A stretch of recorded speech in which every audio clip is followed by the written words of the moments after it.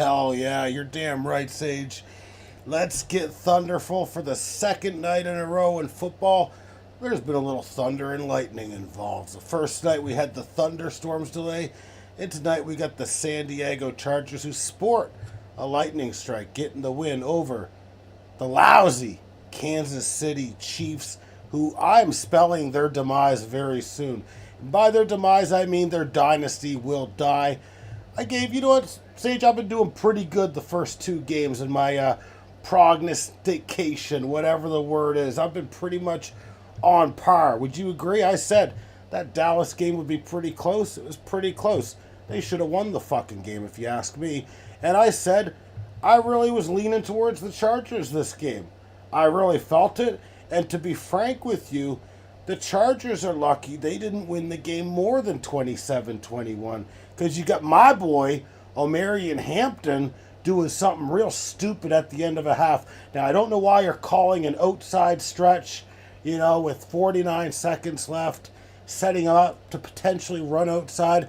But the guy's got to know to take a fucking knee, take a fucking dive, get down, don't spot them any points. So that was a big, you know what I mean? Like a big break for the fucking Chiefs, in my opinion. But then they did capitalize, so they got three, they spotted them three. It should have been a 13-3 ball game going into the half with them, taking the ball, that sort of thing. But I got to talk about Patrick Mahomes for a second. Everyone wants to tell me, Patrick Mahomes is the best in the world. Patrick Mahomes, this will be the third year in a row. If he ends in the low 90s for quarterback rating yet again, that's 3 years in a row where he's been an average quarterback. And I don't care. You're going to say, oh, his offensive line needs work. Oh, he doesn't have the weapons that he had before when he had Tyreek Hill and a prime Travis Kelce. Tom Brady had many, many years where he had pedestrian wide receivers. Now, he did have the Julian Edelmans as well as the Wes Welkers, but he had many years where he didn't have the greatest players in the world. Welcome to the Thundercloud. We will go over the Jays shortly, but we do need to break down football first, because this is what people care to see, Jays secondarily. But yeah, we will go over Cam Shitler, who shit the bed for my fantasy, and I'm happy that he did, because he did us a fucking favor. And that's all I wanted tonight, was for him to shit the bed, and he did what I wanted. I don't care about the fantasy crown. I care about the Blue Jays. It is thy enemy. You've got Sage being trolled right now in the fucking Pete Rose bowl cut. It's mono a mono, and she has never showed up at this hour before, so it certainly feels like a troll job to me. That's for sure. Anyways, as I was saying, Sage, I want your opinion on this. Let's look up Patrick Mahomes. Last year, Patrick Mahomes, what was his rating? It was like a 92. Okay, last year, 93.5 rating. Okay, the year before, 92.6. The year before that, 105.2. And then the year before that, 98.5. So let's just say he puts up another 91 to 93 rating this year. That's 4 of his last 5 years without being over 100. And I'm telling you, watching this team play is so fucking boring on offense.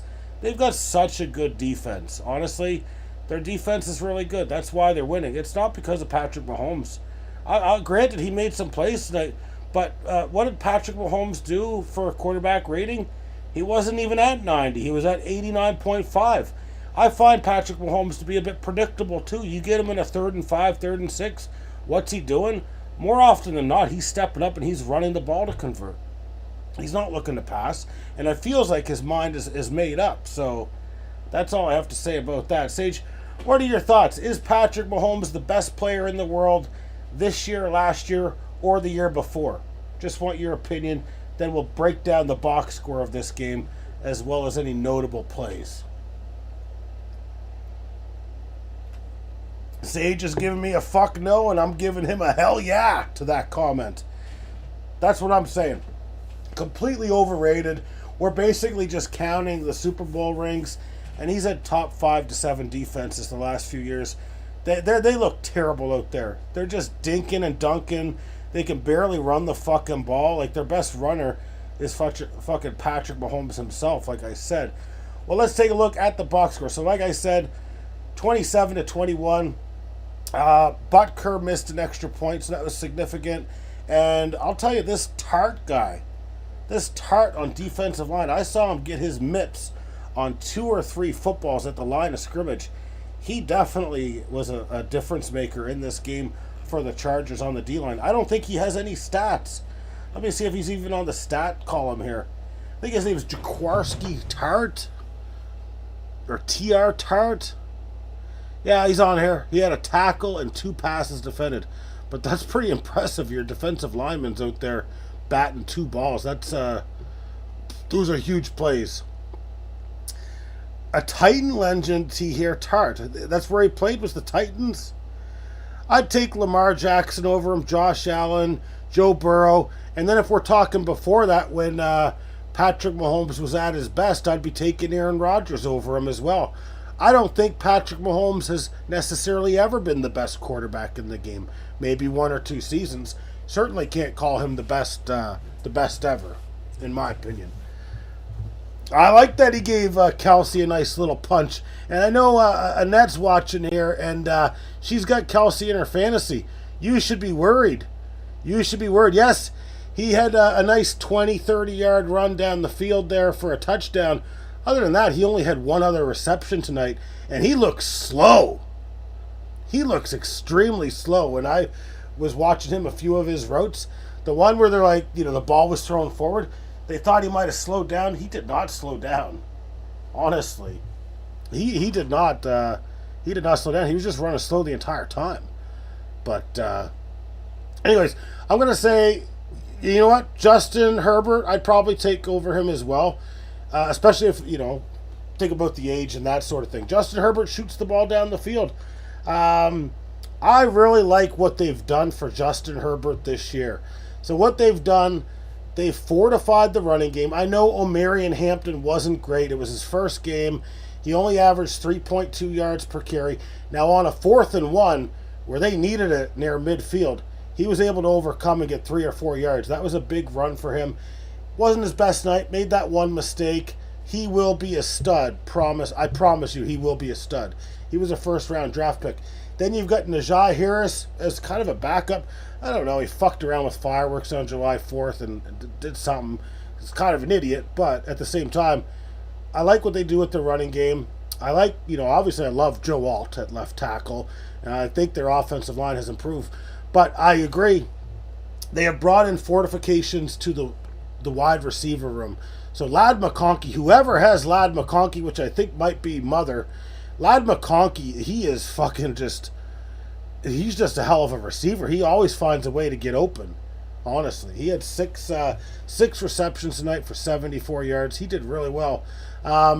Quentin Johnson, I don't necessarily look at him as to me, he's going to flash sometimes, but he's going to get shut out other times. He's kind of a swing or a miss receiver to me. But, he's got a big body. He's good in the red zone. He had 5 receptions tonight, 79 yards and 2 touchdowns. Again, boom or bust in my opinion, but definitely like what he's doing. Keenan Allen, I really like what he brought tonight. 7 receptions, 68 yards. Do I like him in fantasy league? Not necessarily. But in real life value, I do like him. I think he's a good little guy. He had a great little route tonight against cover 2. It was like a little disguised cover 2 where he sat in the zone. He's a smart receiver. He might not be able to separate like he did back in the day, but smart receiver for sure. And let's not forget about Trey Harris, who they drafted, I think, in the 2nd or 3rd round this year. He only had 11 yards on 1 reception tonight. But that's 4 pretty damn good wide receivers that we're talking about. They brought in Tyler Conklin for the Jets, who I think he typically gets 400 to 600 yards per year. He's a solid little tight end himself. Will Dissly had a nice little catch on they had their big bodies in there, and I think it was a play action to the right side. It looked pretty damn good, if you ask me. But yeah, I like what they're doing. I like, obviously, Harbaugh. Always been a Harbaugh fan. I'm not sure how Trent Baalke fucked it up when he was on the Niners and ended up getting rid of him. He's a hard-nosed guy, but he's hard nosed, but he's got a great personality. Honestly, he's fun loving with these guys. He knows how to get the most out of them, and this team, I think, is the team to beat in that division, if you ask me. Now, one thing I'll say is I think it's kind of fucking bullshit that the fucking Chargers played their home game in Brazil. Yeah, they played their home game in Brazil where there was more Chiefs fans than Chargers fans. We got to get off that. We can't be doing division matchups down in Brazil and counting that as a home game. That's fucking dumb. We might as well if we're going to put them in Brazil, put the next one in London, England or some shit. Don't give them a home game at all for either team. Let's do it fucking fairly. That's fucking bullshit if you ask me. Gotta take a look at the comments here, get brought up to speed. Herbert was never really... Oh, yeah, like I was talking about, Herbert has never really had any great wide receivers until last year when McConkey came along. That Sage says is an early draft regret for him. Mom says, I liked some or picked some because I liked their names. Keenan is very hit or miss in fantasy. But in real life, if you need him to catch a ball, I mean, he'll catch a ball. I wouldn't recommend him in fantasy, though. I told Dan that earlier tonight. I wouldn't recommend him. Sage says, had him last year and he missed more than he hit. Could that be Caleb Williams being a fucking idiot? It sure could, Sage. Titans should have went after him instead of Callahan. Oh, Harbaugh instead of Callahan. I thought you meant Keenan Allen instead of Callahan. I was like, I'm not really connecting the dots on that one. I'm wondering if you're out to lunch after that.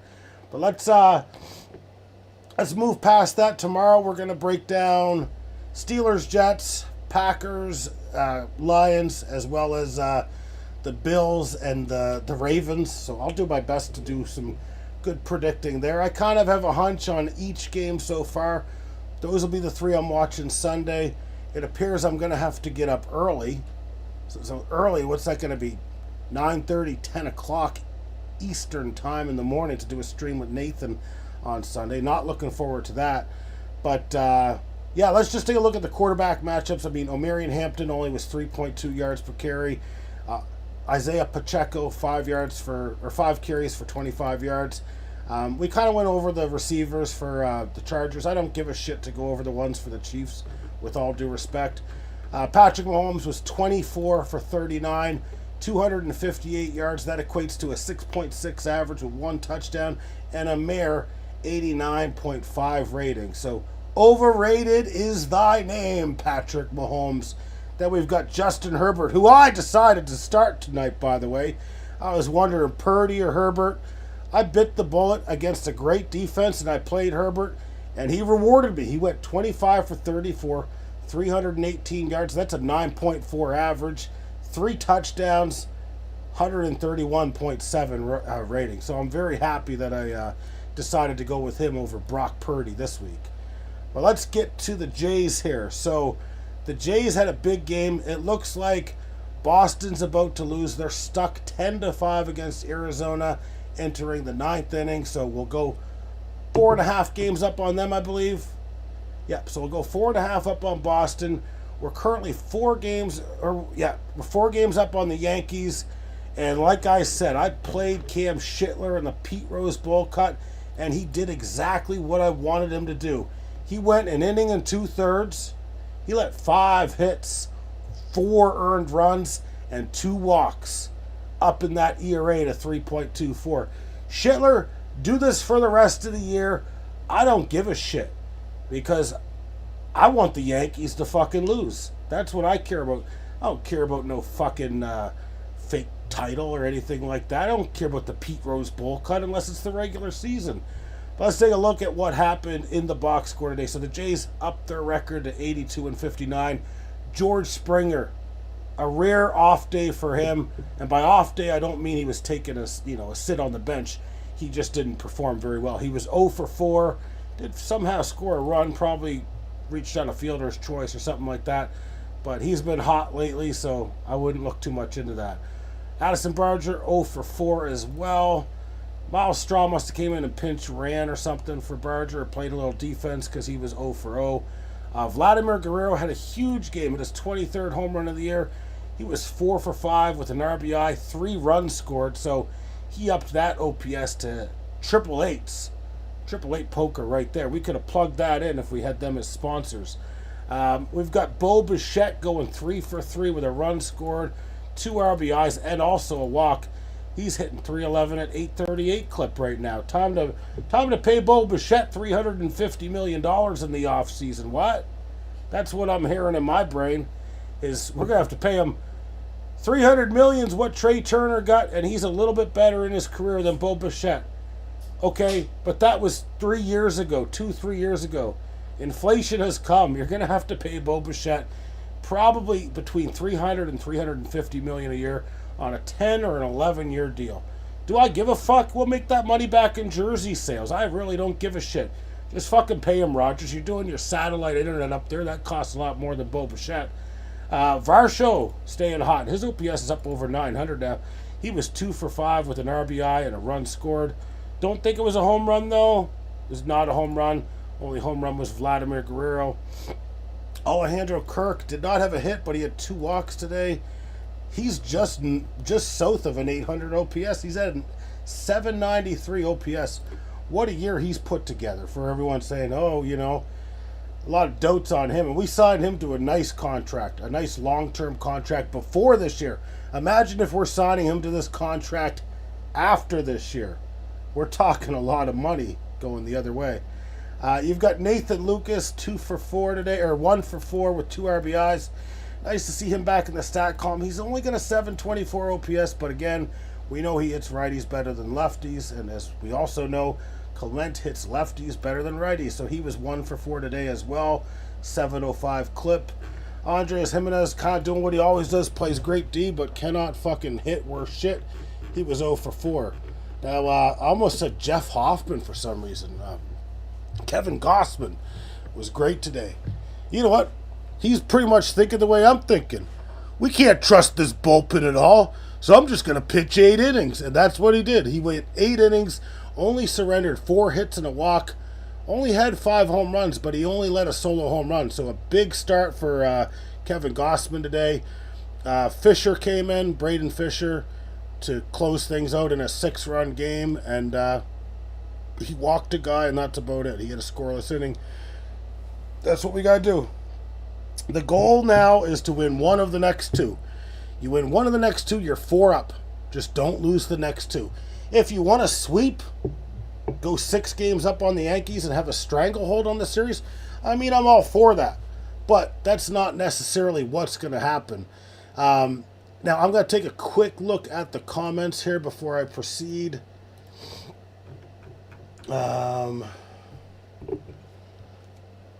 Oh, I'm sorry. I didn't mean to offend you, Sage.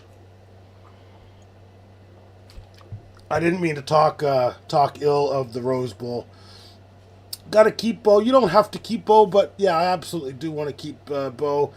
$350 makes sense. And I agree with Sage. The Sportsnet increase of $24.99 to $29.99 that takes place this month, that'll cover Bo's contract right there. Varsho has tied how many home runs he had last year in 84 less games. Well, I mean, he typically does hit for power, but what he's doing this year is at a unfathomable rate, I would say. Now, let's take a quick look, and there's a few things I wanted to point out. At the start of the year, most people thought the Jays were going to pitch, and we weren't going to be able to hit. My, how these experts don't know what the fuck they're talking about, because it's kind of backwards. So let's look at the American League for offense. Right now, the Jays are second to the New York Yankees, who play in that shitty-ass stadium. They stack the lefties. They take advantage of the jet stream, which swoops out to right field. We've only got 31 less runs scored than them. They've got 742. We've got 711. Now, if we kind of go over to the National League, the Brewers have 11 more runs than us. And believe it or not, the Los Angeles Dodgers have the same amount of runs scored as us. If you told me before the year we'd have the same amount of runs scored as the Dodgers going into, well, it's not going into September, we're into September, we're a week into September, I wouldn't have believed you. I would have punched you in the fucking face and called you a lying coward.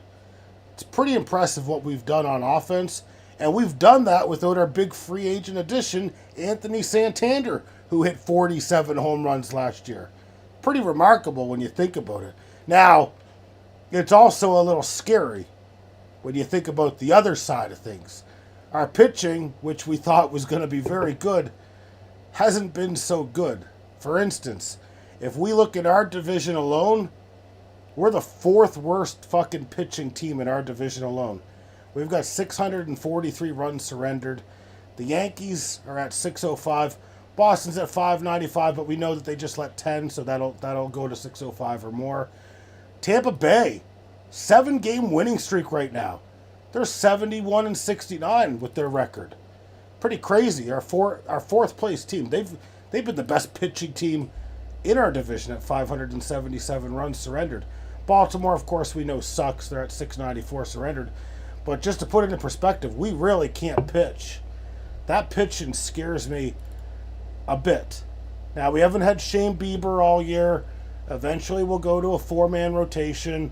When we enter the playoffs, there will be days off where you'll be able to rest the bullpen guys that you actually want to use. So you do get to manage your bullpen a bit more, where you lean on you get to be a bit more top heavy.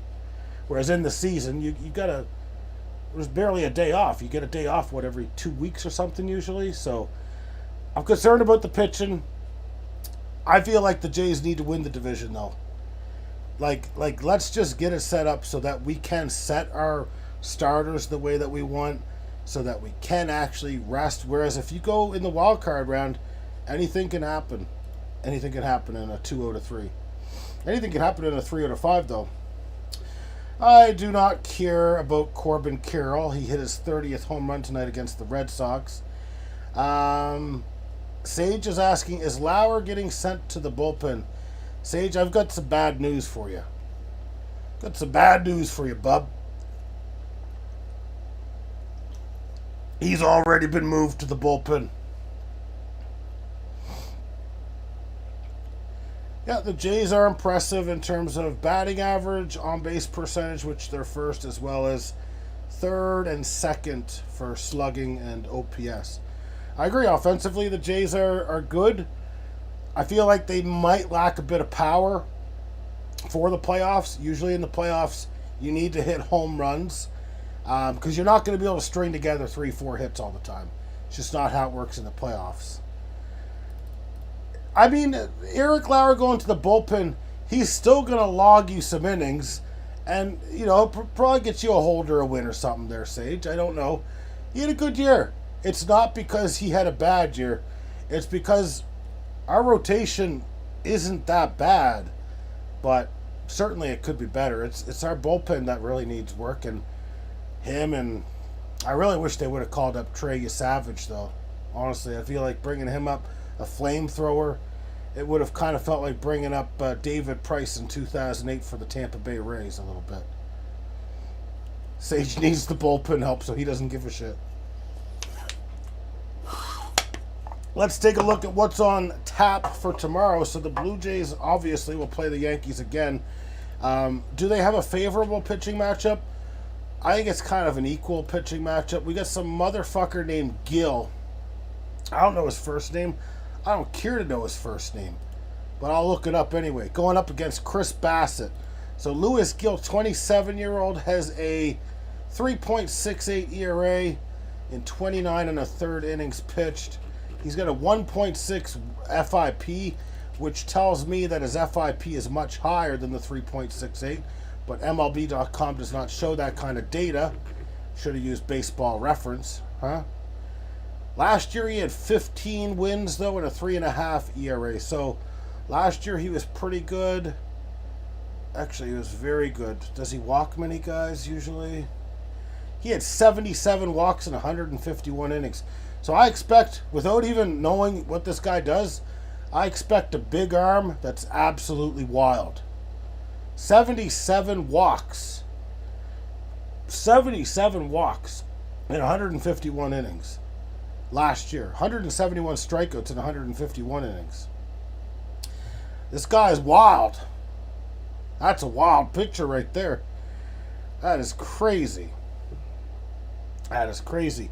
Now, we know he's hit or miss. Bassett's a bit hit or miss. I mean, he's definitely a hittable pitcher. I think Bassett wants to win this fucking game, obviously. I think he's a competitor. So at the end of the day, we need him to fucking locate. And hopefully we can win the second of 3 games and then get the fuck out of New York without, too much damage being done against us. I've got to take a quick look at the comments here before we move on. Could use more home run. We currently are 10th in home run. Well, I do have some news that does help us for the playoffs, not really so much now.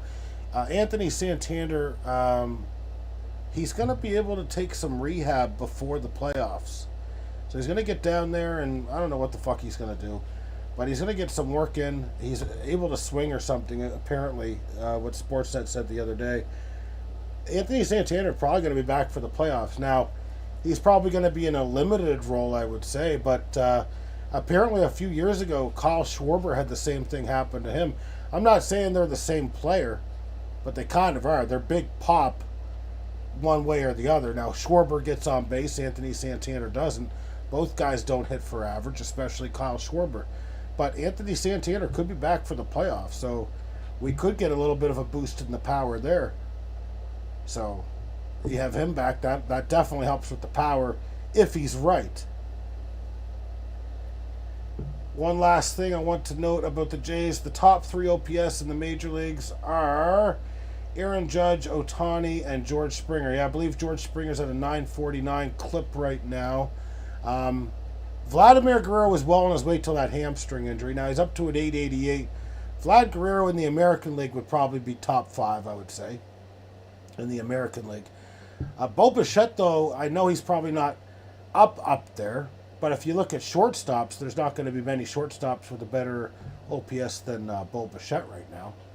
And certainly the only real guy in the American League that's probably doing better than Alejandro Kirk for OPS in a major way would be Cal Raleigh, but Cal Raleigh hasn't been playing good D this year, I heard. Vlad is 10th in the majors, but I think he's top 5. He's top 5 OPS in the American League.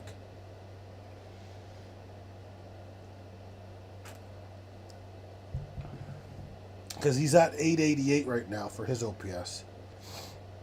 So 4th in AL. So you've got Springer 2nd, and then you've got Vlad 4th. Then you probably got Bo Bichette in the top 10 as well. Okay, at 11. Okay, that makes sense. Yeah, I thought he'd be top 10, but I mean, he's definitely, if you look at shortstops, he's probably number 1 or 2. Probably number 1, I would say, unless is Bobby Witt doing what Bobby Witt did last year? I'm not sure. I haven't been following the Royals because they haven't really been doing well this year. Bo's probably the number 1 shortstop. Seager's been around forever. I always forget about Seager. And then I realize he's been playing since he's been like 20 or 19 years old. Former Dodger. Hell of a bat. I guess he does it in Texas, and I don't really follow Texas a lot. Okay, so those are... Now, Jeremy Pena is fluke. Jeremy Pena is not as good a hitter as Bo Bichette. I get that they're tied, but Jeremy Pena is a great defender. Don't get me wrong, he's a great defender. But that's his big year. That'll be the last year he ever comes close to sniffing this OPS that he's at right now.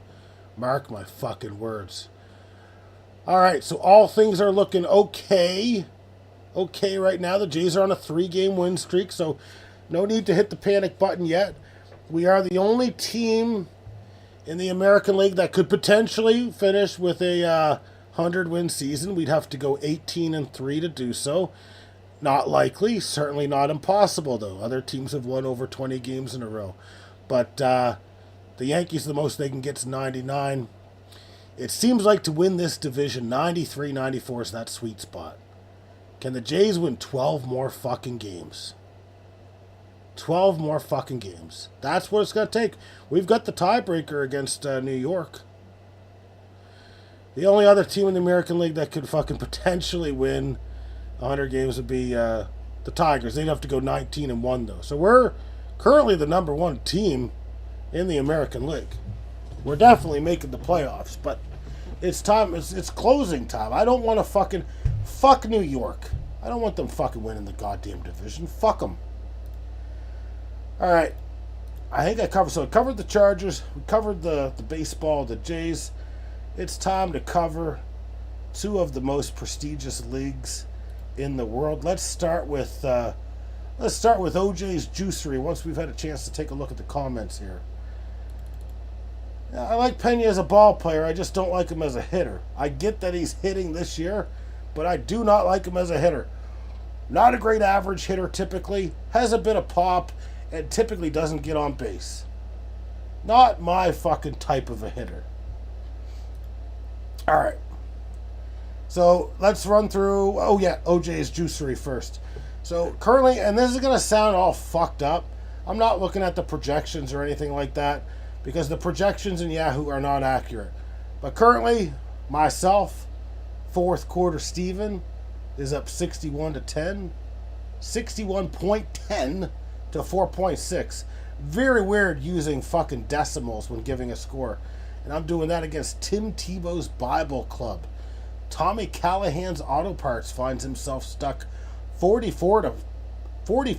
I'm just going to say 44.5 to 20. To hard count to net. Hard! Hurry hard! We've got a match not only week 1 of the season, Tommy Callahan against Mother, but also in the playoffs of the Pete Rose Bowl Cut. It's interesting. Deflate These Balls is currently down, or they're winning actually, 20-16 to Sherlock Mahomes. And then we've got Butt Fumble Safety. This guy looks like a good prospect, but he's currently down 58-51 to Magnet Hands Corpse. So that's our football there covered. I do not like the decimals at all. I wish there was a way to get rid of the decimals, but the way we do scoring kind of matters. Now, we do see Tommy Callahan's Auto Parts scrambling for a kicker. They added Chase McLaughlin today. No relation to Sarah McLaughlin. Decided to do a 1-year deal. $1.5 million guaranteed. So welcome home Chase McLaughlin to kick for Tommy Callahan's Auto Parts. I don't think he made the right move there by adding Chase McLaughlin, but hey, it's a kicker. No one gives a shit about kickers, right? Am I right? Huh? Let me see what the hell Sage is saying over here. Mother saying she needs food. Yeah, feed the fucking cats. Sage says he's getting top-tier donaires with the... Okay, so you think he's going to have a little extra lag in him after eating the meaty donaires. You know, you might be onto something there. All right, let's round it out here. It's closing time. So, despite my pitchers pitching terribly, I do find myself up 12-2. Tommy Callahan's Auto Parts is only up 10-6. Every day it feels like a Nets awesome team is just catching up on him a little bit, just chipping away like a fucking chipper at a wood factory. So I feel like Sage is really feeling the heat right now. I think he's a little nervous, if I do say so myself. And speaking of chip away, Vlad the Impalers is up 7-6 against the Dock Sliders. And then you've got Orange Juicy Fruit up 12-3 against Graham's great team. So that rounds everything out. Tomorrow at 6 Eastern Standard Time, Indie Game Cloud will be on to play Hollow Knight's newest edition. I believe the game just dropped yesterday, so a lot of this footage you will not have seen yet. So definitely check that out. And it looks like I've got to get up early on Sunday to play Valheim. Not looking forward to it, but sometimes you got to bite the bullet. All right, Sage, Dan, did I miss anything, or is that a wrap? Chicken wrap. That's a chicken wrap. You got chicken wraps? Oh, I got to go. We got chicken wraps now. You said that there's chicken wraps, Sage. I got to close up shop here. Sage says he will not panic until Wednesday of next week. All right, guys. Well, that is a chicken wrap on my plate. So I'm getting the fuck out of here. Have a good night, guys. We'll be back at it tomorrow shortly after midnight Eastern Standard Time. Have a good night and goodbye.